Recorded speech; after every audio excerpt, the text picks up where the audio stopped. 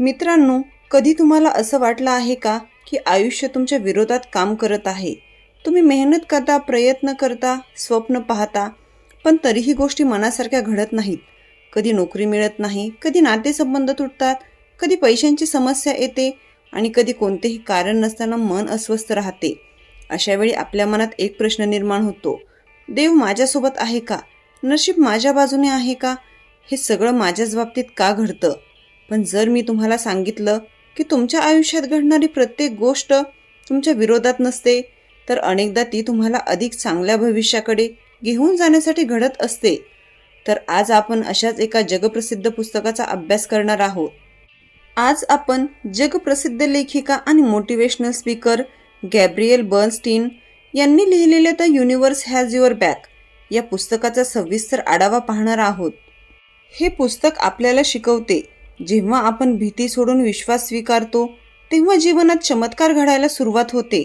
आणि आजचा हा व्हिडिओ फक्त पुस्तकाची समरी नाही, तर हा एक असा प्रवास आहे जो कदाचित तुमच्या विचार करण्याच्या पद्धतीलाच बदलून टाकेल. म्हणून हा व्हिडिओ शेवटपर्यंत नक्की ऐका. मित्रांनो, आपण बहुतेक वेळा आपल्या समस्या बाहेर शोधत असतो. आपल्याला वाटतं माझं आयुष्य खराब आहे कारण माझ्याकडे पैसे नाहीत, लोक मला समजत नाहीत, नशीब माझ्यासोबत नाही. पण लेखिका सांगते, आपल्या बहुतेक समस्या बाहेर नसतात, त्या आपल्या मनामध्ये असतात. आणि त्या समस्येचं नाव आहे भीती. भीती म्हणजे नेमकं काय? अंधाराची भीती, अपयशाची भीती, लोक काय म्हणतील याची भीती? नाही, या सर्व भीतीचं मूळ एकच आहे, माझ्यासोबत काहीतरी वाईट घडेल हे वाक्य. म्हणजेच भीती आपल्याला वर्तमानात जगू देत नाही, ती आपल्याला भविष्यातील कल्पित संकटांमध्ये अडकवून ठेवते. एक छोटंसं उदाहरण, समजा उद्या तुमची परीक्षा आहे, तुम्ही अभ्यास केला आहे, पण रात्री झोपताना मनात विचार येतो, जर मी नापास झालो तर? मग दुसरा विचार येतो, सगळे माझी खिल्ली उडवतील. मग तिसरा विचार येतो, माझं भविष्य खराब होईल. लक्षात घ्या, यापैकी एकही गोष्ट प्रत्यक्षात घडली नाही, पण तुमचं शरीर तणावात जातं, हृदयाची धडधड वाढते, झोप उडते, कारण मेंदू कल्पनेला आणि वास्तवाला अनेकदा सारखीच प्रतिक्रिया देतो. आणि इथूनच भीती जन्म घेते. भीती कशी आपल्या आयुष्यावर नियंत्रण मिळवते? लेखिका सांगतात, भीती खूप हुशार असते. ती कधी स्वतःला भीती म्हणून दाखवत नाही, ती वेगवेगळे मुखवटे घालते. कधी ती काळजी बनून येते, कधी ती राग बनून येते, कधी ती असुरक्षितता बनून येते, कधी ती मत्सर बनून येते, कधी ती स्वतःबद्दलचा कमीपणा बनून येते. म्हणून अनेक लोकांना वाटतं ते फक्त चिंताग्रस्त आहेत, पण प्रत्यक्षात त्यांचं आयुष्य भीती चालवत असते. एक प्रेरणादायक कथा. एक तरुण होता, त्याला स्वतःचा व्यवसाय सुरू करायचा होता. त्याच्याकडे कल्पना होती, कौशल्य होतं, उत्साह होता, पण तो सुरुवात करत नव्हता, कारण त्याला भीती वाटत होती, जर मी अपयशी झालो तर? वर्षानुवर्षे तो फक्त योजना बनवत राहिला. एक दिवस त्याने स्वतःला प्रश्न विचारला, मी अपयशाला घाबरतोय की प्रयत्न करायला घाबरतोय? आणि त्याला उत्तर मिळालं, तो अपयशाला नाही, तर लोकांच्या मतांना घाबरत होता. त्या दिवशी त्याने निर्णय घेतला, छोट्या प्रमाणात सुरुवात केली आणि काही वर्षात त्याचा व्यवसाय यशस्वी झाला. काय बदललं? परिस्थिती नाही, त्याची मानसिकता बदलली. विश्वासाची शक्ती. पुस्तकातील सर्वात महत्त्वाचा संदेश आहे, भीतीच्या विरुद्ध शब्द धैर्य नाही, तर विश्वास आहे. जेव्हा तुम्ही विश्वास ठेवता तेव्हा तुम्हाला प्रत्येक उत्तर माहीत असण्याची गरज नसते. तुम्ही पुढचं पाऊल टाकता आणि पुढचा रस्ता हळूहळू दिसू लागतो. कल्पना करा, तुम्ही रात्री एका लांब रस्त्यावर चालत आहात, हातात टॉर्च आहे, त्या टॉर्चचा प्रकाश फक्त 10 फूट पुढे पडतो, संपूर्ण रस्ता दिसत नाही. मग तुम्ही चालणं थांबवाल का? नाही, कारण तुम्हाला माहीत आहे, जसं जसं तुम्ही पुढे जाल तसं तसं पुढचं अंतर दिसत जाईल. जीवनही असंच आहे, आपल्याला संपूर्ण भविष्य दिसत नाही, पण पुढचं पाऊल दिसतं आणि तेच पुरेसं असतं. विश्वावर विश्वास ठेवणं म्हणजे काय? खूप लोकांना वाटतं विश्वावर विश्वास ठेवणं म्हणजे काहीही न करता बसून राहणं, पण पुस्तकात असं सांगत नाही. विश्वास म्हणजे तुमचं सर्वोत्तम देणं आणि परिणामाबद्दल अतिचिंता न करणं, कारण काही गोष्टी आपल्या नियंत्रणात असतात आणि काही नसतात. 2 प्रकारचे लोक. पहिली व्यक्ती, तो प्रत्येक गोष्ट नियंत्रित करण्याचा प्रयत्न करतो. लोक काय बोलतात, काय विचार करतात, उद्या काय होईल, सगळं, आणि त्यामुळे तो सतत तणावात राहतो. तर दुसरा व्यक्ती, तो प्रयत्न करतो पण परिणामावर अडकून राहत नाही. त्याला माहीत असतं, जे घडेल ते माझ्या सर्वोत्तम हितासाठीच घडेल आणि म्हणूनच तो अधिक शांत राहतो. नकारात्मक विचारांचं जाळं. आपला मेंदू नैसर्गिकरित्या समस्यांकडे लक्ष देतो. हा त्याचा बचावाचा मार्ग आहे. पण आजच्या काळात हीच सवय आपल्याला त्रास देते. एक छोट्या समस्येचं आपण मोठं संकट बनवतो. एक चुकीचा मेसेज आणि आपण संपूर्ण कथा तयार करतो. एक अपयश आणि आपण स्वतःला अयोग्य समजतो. एक नकार आणि आपण स्वप्न सोडून देतो. विचारांचे निरीक्षक बना. लेखिका सांगते, तुमचे विचार नाही, तुम्ही त्या विचारांचे निरीक्षक आहात. हे समजणं खूप महत्त्वाचं आहे. कारण जर तुमच्या मनात एखादा नकारात्मक विचार आला तर तो सत्य आहे असं नाही, तो फक्त एक विचार आहे. आणि परिणामांचा विचार करा. स्वतःशी बोलण्याची पद्धत बदला. कोणतंही काम सर्वात महत्त्वाचं आहे. मित्र एखाद्या समस्येत आहे, एक प्रश्न विचारा. काय सांगाल? काम केल्याने माझ्या भविष्यात तू अपयशी आहेस होईल नाही. तुम्ही त्याला प्रोत्साहन द्याल. मग स्वतःशी तसं का बोलत नाही? बहुतेक लोक स्वतःचे सर्वात मोठे टीकाकार असतात आणि त्यामुळे त्यांचा आत्मविश्वास कमी होतो. मित्रांनो, आजच्या भागामध्ये आपण एक महत्त्वाची गोष्ट समजून घेतली. आपल्या आयुष्यातील सर्वात मोठा अडथळा बाहेर नसतो, तो आपल्या मनामध्ये असतो. भीती आपल्याला थांबवते, भीती आपल्याला कमकुवत बनवते, भीती आपल्याला आपल्या क्षमतेपासून दूर नेते. पण जेव्हा आपण भीतीऐवजी विश्वास निवडतो तेव्हा आपला संपूर्ण दृष्टिकोन बदलू लागतो. आणि ज्या क्षणी दृष्टिकोन बदलतो त्या क्षणी आयुष्य बदलण्याची प्रक्रिया सुरू होते. मित्रांनो, तुमच्या आयुष्यात कधी असं घडलं आहे का की तुम्ही एखाद्या व्यक्तीचा विचार करत होता आणि अचानक त्याचा फोन आला, किंवा तुम्ही एखाद्या समस्येचं उत्तर शोधत होता आणि अचानक एखाद्या पुस्तकात, व्हिडिओमध्ये किंवा संभाषणात त्याचं उत्तर मिळालं? बहुतेक लोक याला योगायोग म्हणतात, पण लेखिका सांगते कधी कधी हे फक्त योगायोग नसतात, ते संकेत असतात. अर्थात याचा अर्थ प्रत्येक गोष्टीमध्ये गूढ शक्ती शोधणं नाही, पण जीवनात काही घटना अशा असतात ज्या आपल्याला योग्य दिशेने ढकलत असतात. विश्व सतत संवाद साधत असतं. एक क्षण विचार करा, जर एखादा रेडिओ स्टेशन सतत प्रसारण करत असेल पण तुमचा रेडिओ बंद असेल तर तुम्हाला आवाज ऐकू येईल का? नाही. प्रसारण सुरू असतं पण रिसिव्हर बंद असतो. लेखिकाच्या मते विश्वाचंही असंच असतं. मार्गदर्शन सतत उपलब्ध असतं, पण आपलं मन इतकं गोंधळलेलं असतं की आपल्याला ते ऐकूच येत नाही. मनातील आवाज आणि अंतर्ज्ञान. आपल्या मनात नेहमी दोन आवाज असतात. पहिला आवाज भीतीचा, दुसरा आवाज अंतर्ज्ञानाचा. भीतीचा आवाज म्हणतो हे करू नकोस, तू अपयशी होशील, लोक हसतील, धोका आहे. तर अंतर्ज्ञानाचा आवाज शांत असतो, तो ओरडत नाही, तो फक्त हलकासा संकेत देतो.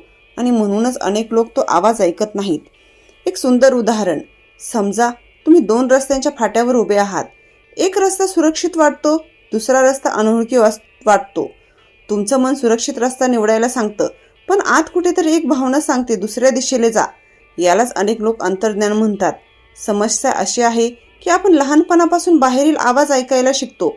आई वडील काय म्हणतात, मित्र काय म्हणतात, समाज काय म्हणतो, लोक काय विचार करतील, हे सगळं आपण ऐकतो. पण स्वतःच्या अंतर्मनाचा आवाज ऐकायला विसरतो. आणि त्यामुळे अनेकदा आपल्याला नंतर पश्चाताप होतो, कारण आतून आलेला संकेत आपण दुर्लक्षित केलेला असतो. अंतर्ज्ञान आणि भीती यामधला फरक हा प्रश्न खूप महत्त्वाचा आहे. कारण अनेक लोक विचारतात मला कसं कळेल की आवाज अंतर्ज्ञानाचा आहे की भीतीचा? लेखिका एक खूप सोपी खूण सांगते. भीती नेहमी तणाव निर्माण करते, अंतर्ज्ञान शांतता निर्माण करतं. भीती तुम्हाला घाई करायला लावते, अंतर्ज्ञान तुम्हाला स्पष्टता देतं. भीती सतत शंका निर्माण करते, अंतर्ज्ञान साधं आणि स्पष्ट असतं. मित्रांनो, आपल्यापैकी अनेक जण एखादी गोष्ट न मिळाल्यावर खूप दुःखी होतात. नोकरी मिळाली नाही, प्रेमभंग झाला, व्यवसायात तोटा झाला, एखादं स्वप्न पूर्ण झालं नाही आणि मग आपण म्हणतो माझ्यासोबतच असं का? पण अनेकदा ज्याला आपण अपयश समजतो ते प्रत्यक्षात संरक्षण असतं. एका तरुणाने एका मोठ्या कंपनीमध्ये नोकरीसाठी अर्ज केला. त्याला खात्री होती ही नोकरी मिळणारच, पण अंतिम फेरीमध्ये त्याची निवड झाली नाही. तो खूप निराश झाला. त्याला वाटलं माझं नशीब खराब आहे. पण काही महिन्यांनी त्याला दुसऱ्या एका कंपनीमध्ये संधी मिळाली. ते काम त्याला खूप आवडलं, पगार जास्त होता, वाढीच्या संधी जास्त होत्या. आणि काही वर्षांनी त्याने मागे वळून पाहिलं तेव्हा त्याला जाणवलं पहिल्या नोकरीचा नकार हा अपयश नव्हता, तो त्याच्या चांगल्यासाठीच होता. मित्रांनो, समस्या अशी आहे आपण जीवनाचा फक्त एक छोटासा भाग पाहू शकतो. आपल्याला संपूर्ण चित्र दिसत नाही. जसं एखाद्या चित्रपटाचा फक्त एक सीन पाहून कथा समजत नाही तसं आपल्याला वाटतं ही घटना वाईट आहे, पण भविष्यात तीच घटना एखाद्या मोठ्या चांगल्या गोष्टीची सुरुवात असते. नियंत्रण सोडण्याची कला. बहुतेक लोक सतत नियंत्रण ठेवण्याचा प्रयत्न करतात, प्रत्येक गोष्ट त्यांच्या मनासारखी व्हावी अशी अपेक्षा असते, पण वास्तव वेगळं असतं. सगळं आपल्या हातात नसतं आणि जेव्हा आपण हे स्वीकारतो तेव्हा मन हलकं होतं. कल्पना करा, एक नदी वाहत आहे. जर तुम्ही प्रवाहाच्या विरुद्ध पोहण्याचा प्रयत्न केला तर तुम्ही थकून जाल, पण जर तुम्ही योग्य दिशेने पोहायला सुरुवात केली तर कमी शक्तीमध्ये जास्त अंतर पार कराल. जीवनाचंही तसंच आहे. काही गोष्टींशी संघर्ष करण्याऐवजी त्यांच्याकडून शिकणं आवश्यक असतं. संकट ओळखण्याची सवय. लेखिका सांगते, विश्वाचे संकेत पाहण्यासाठी तुम्हाला 3 गोष्टी कराव्या लागतील. पहिली, शांत राहा, कारण गोंधळलेल्या मनाला संकेत दिसत नाहीत. दुसरी, विश्वास ठेवा, कारण प्रत्येक गोष्ट लगेच समजेलच असं नाही. तिसरी, कृतज्ञ राहा, कारण कृतज्ञता मन उघडं ठेवते. एक छोटा प्रयोग. आजपासून पुढचे 7 दिवस रोज रात्री स्वतःला एक प्रश्न विचारा, आज माझ्या आयुष्यात कोणती चांगली गोष्ट घडली? सुरुवातीला उत्तर छोटं असेल, कदाचित एखादं हसू, एखादी मदत, एखादी संधी, पण हळूहळू तुमचं लक्ष बदलायला सुरुवात होईल आणि तुम्हाला जाणवेल जीवनात चांगल्या गोष्टी आधीपासूनच होत्या, फक्त तुमचं लक्ष त्यांच्याकडे नव्हतं. योग्य वेळी योग्य लोक भेटतात. तुमच्या आयुष्यात काही लोक असे आले असतील ज्यांनी तुमचं आयुष्य बदलले असेल. कदाचित शिक्षक, मित्र, कदाचित एखादा अनोळखी माणूसही. त्यांनी एक वाक्य बोललं असेल, एक सल्ला दिला असेल आणि त्याने तुमची दिशा बदलली असेल. लेखिकेच्या मते अशा भेटी अनेकदा साध्या योगायोगापेक्षा जास्त असतात. त्या आपल्याला पुढच्या टप्प्याकडे घेऊन जाणाऱ्या असतात. मित्रांनो, एक प्रश्न विचारूया. 2 व्यक्ती एकाच परिस्थितीत असू शकतात, पण त्यांचे अनुभव पूर्णपणे वेगळे का असतात? एक व्यक्ती संकटात संधी शोधते, दुसरा व्यक्ती संधीमध्येही संकट शोधतो. असं का? कारण परिस्थितीपेक्षा त्या परिस्थितीकडे पाहण्याचा दृष्टिकोन अधिक महत्त्वाचा असतो. 2 शेतकऱ्यांची कथा. एका गावात 2 शेतकरी राहत होते. दोघांची शेती शेजारी होती. एका वर्षी पाऊस कमी पडला. पहिला शेतकरी म्हणाला, सगळं संपलं, आता काहीच होणार नाही. तो निराश झाला. काम कमी केलं, आशा सोडून दिली. आणि दुसरा शेतकरी म्हणाला, हो, परिस्थिती कठीण आहे, पण मी हे करू शकतो. तो करतो. त्याने पाण्याची व्यवस्था केली, नवीन उपाय शोधले, अधिक मेहनत घेतली. दोघांचीही परिस्थिती सारखी होती, पण परिणाम वेगळे होते, कारण विचार वेगळे होते. वास्तव आधी मनात तयार होत असतं. लेखिका सांगते, प्रत्येक मोठी गोष्ट 2दा तयार होते, पहिल्यांदा मनामध्ये आणि नंतर वास्तवामध्ये. एका घराचं उदाहरण घ्या. ते घर बांधण्याआधी ते कोणाच्या तरी कल्पनेमध्ये असतं. पण फक्त सकारात्मक विचार पुरेसे आहेत का? हा एक खूप महत्त्वाचा प्रश्न आहे. कारण अनेक लोक समजतात फक्त सकारात्मक विचार केले की सर्व समस्या संपतात. पुस्तक असं सांगत नाही. फक्त विचार पुरेसे नसतात, त्यासोबत कृतीही आवश्यक असते. जर एखादी व्यक्ती दिवसभर म्हणत असेल, मी श्रीमंत होणार, पण कोणतीही कृती करत नसेल तर काहीही बदल होणार नाही. विश्वास प्लस कृती इज इक्वल टू परिवर्तन हे सूत्र आहे. कृतज्ञतेचा चमत्कार. आता आपण या पुस्तकातील सर्वात शक्तिशाली संकल्पनेकडे जाऊयात, कृतज्ञता. आपल्यापैकी बहुतेक लोकांचं लक्ष नेहमी काय नाही याकडेच असतं. मोठं घर नाही, महागडी कार नाही, अधिक पैसे नाहीत, अधिक यश नाही, अधिक लोकप्रियता नाही. पण आपण जे आपल्याकडे आहे ते पाहतच नाही. कल्पना करा, सकाळी उठल्यावर तुम्ही श्वास घेत आहात, तुमचे डोळे व्यवस्थित आहेत, तुमच्याकडे खायला अन्न आहे, कुटुंब आहे, मित्र आहेत, शिकण्याची संधी आहे. या इतक्या गोष्टी सामान्य वाटतात की आपण त्यांचं महत्त्वच विसरून जातो. कारण कृतज्ञता तुमचं लक्ष बदलते. समस्यावरून आशीर्वादाकडे, कमतरतेकडून उपलब्धतेकडे, तक्रारी करून स्वीकारतेकडे. आणि जिथे लक्ष जातं तिथे ऊर्जा जाते. एक प्रयोग आजपासून करा. रोज रात्री झोपण्यापूर्वी तुमच्या आयुष्यातील 5 गोष्टी लिहा ज्याबद्दल तुम्ही आभारी आहात. सुरुवातीला कदाचित हे साधं वाटेल, पण 7 दिवसांनी तुम्हाला फरक जाणवायला लागेल. कारण तुमचा मेंदू चांगल्या गोष्टी शोधायला सुरुवात करेल. नकारात्मकतेचा सापळा. आपला मेंदू नैसर्गिकरित्या नकारात्मक गोष्टीकडे जास्त लक्ष देतो. याला मानसशास्त्रामध्ये निगेटिव्ह बेस म्हणतात. समजा तुम्हाला एका दिवशी 10 लोकांनी कौतुक केलं आणि एका व्यक्तीने टीका केली, तर रात्री झोपताना तुम्ही कोणता विचार कराल? बहुतेक वेळा त्या एका टीकेचा. हे मानवी स्वभाव आहे, पण यावर काम करता येतं. तुम्ही लक्ष दिलं आहे का? काही लोकांच्या जवळ गेल्यावर तुम्हाला प्रेरणा मिळते, तर काही लोकांच्या जवळ गेल्यावर थकवा जाणवतो. कारण ऊर्जा संसर्गजन्य असते. सतत तक्रार करणाऱ्या लोकांमध्ये राहिल्यास आपणही तक्रार करायला लागतो. सतत संधी शोधणाऱ्या लोकांमध्ये राहिल्यास आपणही संधी शोधायला लागतो. म्हणूनच तुमचं वातावरण महत्त्वाचं आहे. तुम्ही कोणती पुस्तकं वाचता, कोणता व्हिडिओ पाहता, कोणासोबत वेळ घालवता, कोणाचं ऐकता, या सर्व गोष्टी तुमच्या विचारविश्वावर परिणाम करतात आणि विचारविश्व तुमचं भविष्य घडवतं. स्वतःबद्दलची कथा. प्रत्येक व्यक्ती स्वतःला एक कथा सांगत असतो. काही लोकांची कथा अशी असते, मी नशीबवान नाही, माझ्याकडून काहीच होणार नाही, मी सामान्य आहे, आणि मग ते या कथेनुसार जगतात. पण काही लोक स्वतःला वेगळी कथा सांगतात, मी शिकू शकते, मी वाढू शकते, मी प्रयत्न करू शकते, आणि मग त्यांचं जीवन बदलायला लागतं. तुमच्या शब्दांमध्ये शक्ती आहे. तुम्ही स्वतःशी कसं बोलता हे अत्यंत महत्त्वाचं आहे. जर तुम्ही सतत म्हणत असाल की मी काहीच करू शकत नाही, तर तुमचा मेंदू त्यावर विश्वास ठेवू लागतो. जर तुम्ही म्हणायला सुरुवात केली, मी शिकत आहे, मी सुधारत आहे, मी प्रयत्न करत आहे, तर तुमची मानसिकता बदलते. चमत्कार म्हणजे काय? या पुस्तकानुसार चमत्कार म्हणजे आकाशातून काही जादुई गोष्ट पडणं नाही. चमत्कार म्हणजे तुमचा दृष्टिकोन बदलणं. कारण ज्या क्षणी दृष्टिकोन बदलतो त्या क्षणी संपूर्ण अनुभव बदलतो. एक सत्य जे अनेकांना उशिरा समजतं, आनंद यशानंतर येत नाही. अनेक लोक विचार करतात, याला पैसे मिळाले की मी आनंदी होईल, मला मोठी नोकरी मिळाली की मी आनंदी होईन, मला प्रसिद्धी मिळाली की मी आनंदी होईन. पण वास्तव उलट आहे. जे लोक आधी आनंदी राहायला शिकतात तेच लोक मोठं यश मिळवण्याची शक्यता जास्त असते. प्रत्येक नात्यामध्ये दोन शक्ती असतात. लेखिका सांगते, प्रत्येक नात्यामध्ये दोन शक्ती काम करत असतात. पहिली भीती, दुसरी प्रेम. जेव्हा आपण भीतीमधून वागतो तेव्हा आपल्याला सतत असुरक्षित वाटतं. आपण लोकांवर संशय घेतो, आपण स्वतःची तुलना करतो, आपण नियंत्रण ठेवण्याचा प्रयत्न करतो, आणि त्यामुळे नात्यामध्ये तणाव निर्माण होतो. प्रेम म्हणजे फक्त भावना नाही. बहुतेक लोक प्रेम म्हणजे भावना समजतात, पण पुस्तक एक वेगळी गोष्ट सांगतं. प्रेम म्हणजे एक निवड आहे. समोरच्या व्यक्तीला समजून घेण्याची निवड, क्षमा करण्याची निवड, विश्वास ठेवण्याची निवड, आणि काही वेळा स्वतःचा अहंकार बाजूला ठेवण्याची निवड. तुलना हा आनंदाचा सर्वात मोठा चोर. आज सोशल मीडियाच्या काळात एक मोठी समस्या निर्माण झाली आहे, तुलना. आपण इतरांच्या जीवनातील हायलाईट्स पाहतो आणि त्यांची तुलना आपल्या संपूर्ण आयुष्याशी करतो. कोणाकडे मोठी कार आहे, कोणाकडे चांगली नोकरी आहे, कोणाचे जास्त फॉलोअर्स आहेत, कोण जास्त यशस्वी दिसतो, आणि मग आपण स्वतःला कमी समजू लागतो. सत्य काय आहे? तुम्ही सोशल मीडियावर जे पाहता ते संपूर्ण सत्य नसतं. प्रत्येक व्यक्तीच्या आयुष्यामध्ये संघर्ष असतात. प्रत्येक व्यक्तीच्या आयुष्यामध्ये भीती असते. प्रत्येक व्यक्ती काही ना काही समस्याशी झुंजत असते. फरक फक्त एवढाच असतो, आपल्याला त्याचा संघर्ष दिसत नाही. माफीची खरी शक्ती.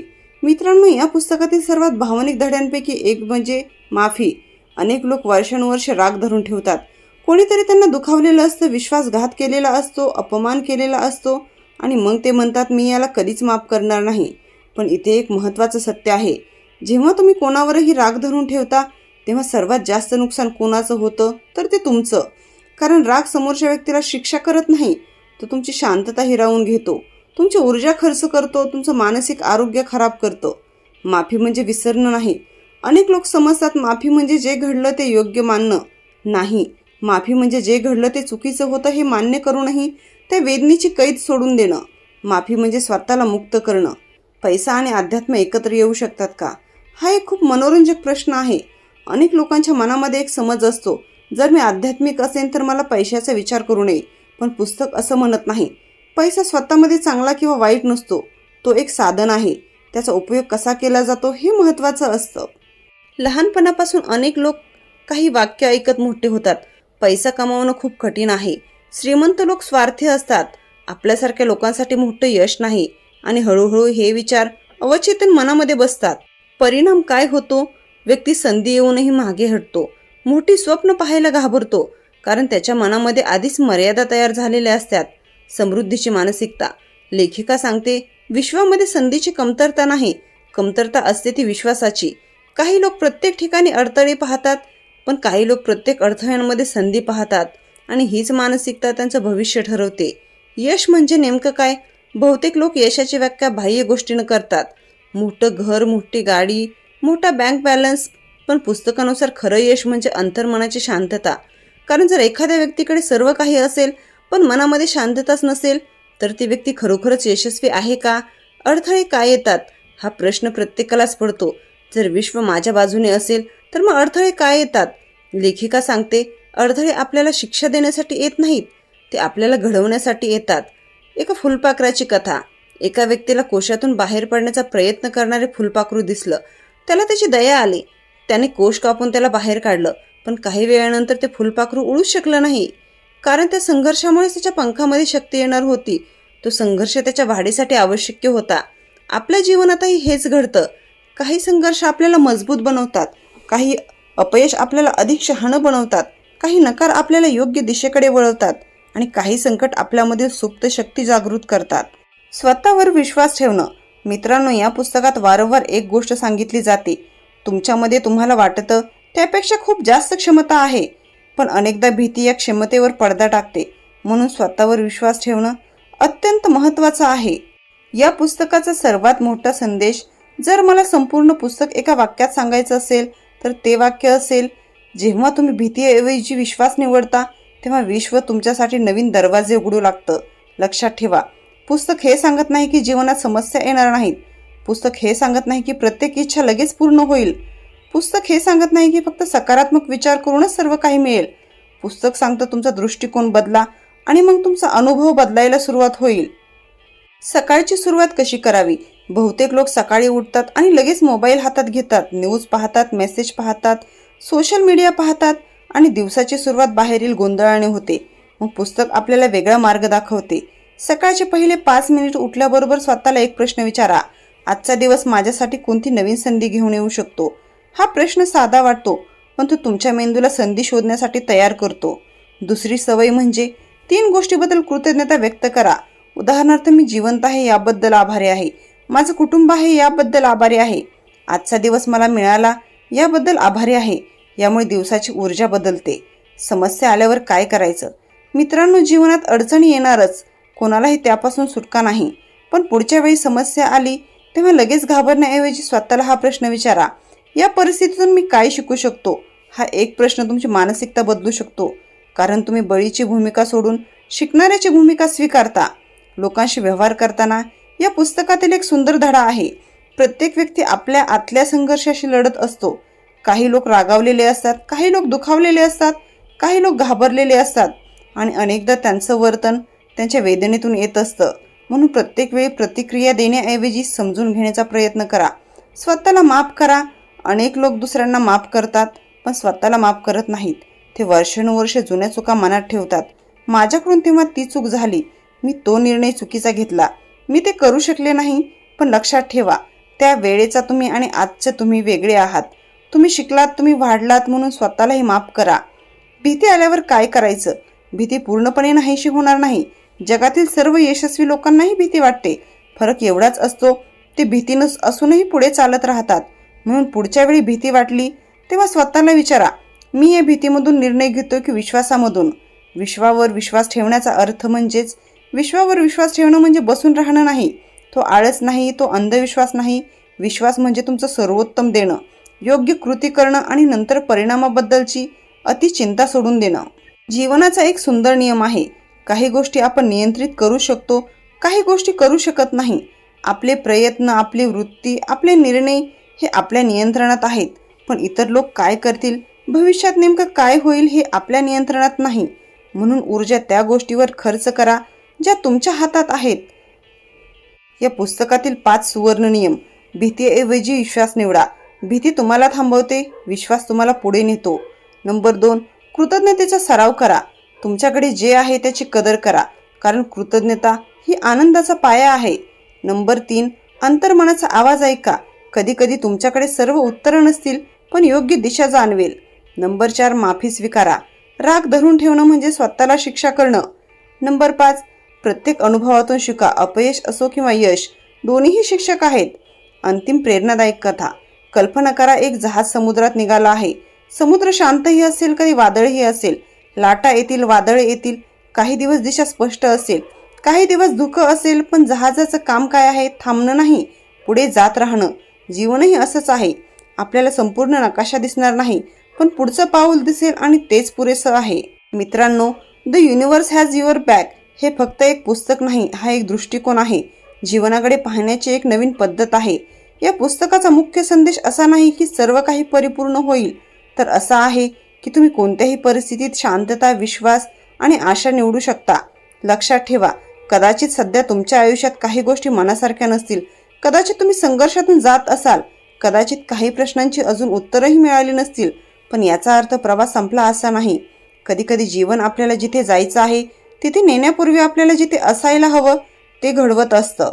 म्हणून विश्वास ठेवा, प्रयत्न करत राहा, कृतज्ञ राहा आणि पुढे चालत राहा. कारण कदाचित तुम्हाला आज दिसत नसले तरी विश्व तुमच्या विरोधात नाही, हे तुमच्या बाजूने उभा आहे. जर तुम्हाला ही बुक समरी आवडली असेल तर व्हिडिओला लाईक करा, चॅनलला सबस्क्राईब करा. पुन्हा भेटू एका नवीन आणि प्रेरणादायी बुक समरी सोबत. धन्यवाद.